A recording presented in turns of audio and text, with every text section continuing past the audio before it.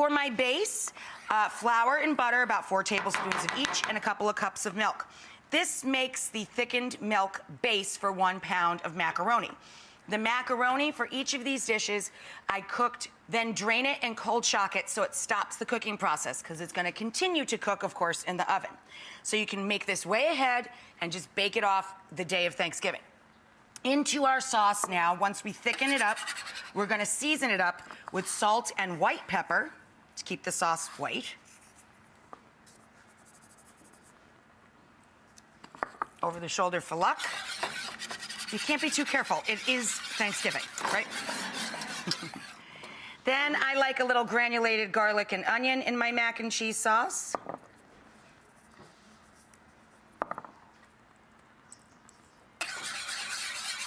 A little hint of dry mustard to give it a little something like, what is that? And if you're adventurous, a pinch of cayenne pepper. I know, it's delicious already. Now for me, I like to put in upstate New York, we have something called Cooper's Sharp American. I like to put in American cheese. I mean, it's an American holiday, and I see nothing wrong with delicious American cheese.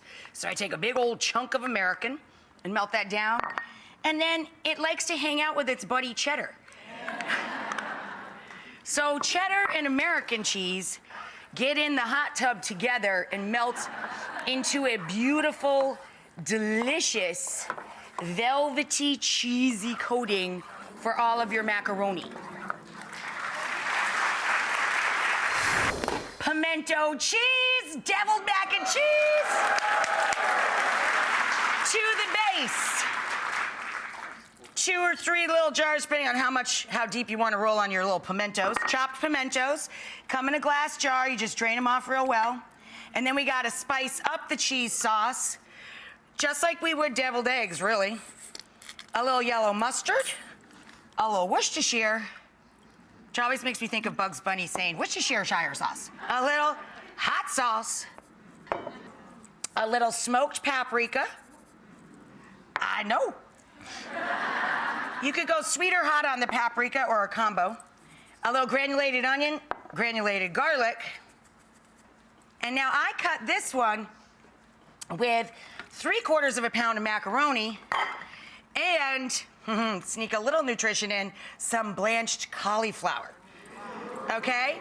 Then I'm gonna mix this together. Here's the topping. Excuse me.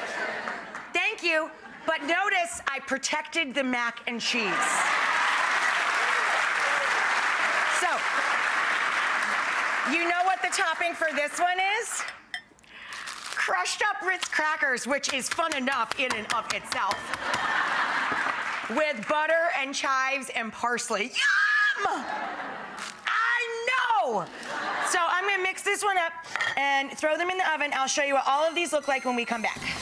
This one is the pimiento deviled mac and cheese with crushed Ritz crackers on top. Yay! Okay.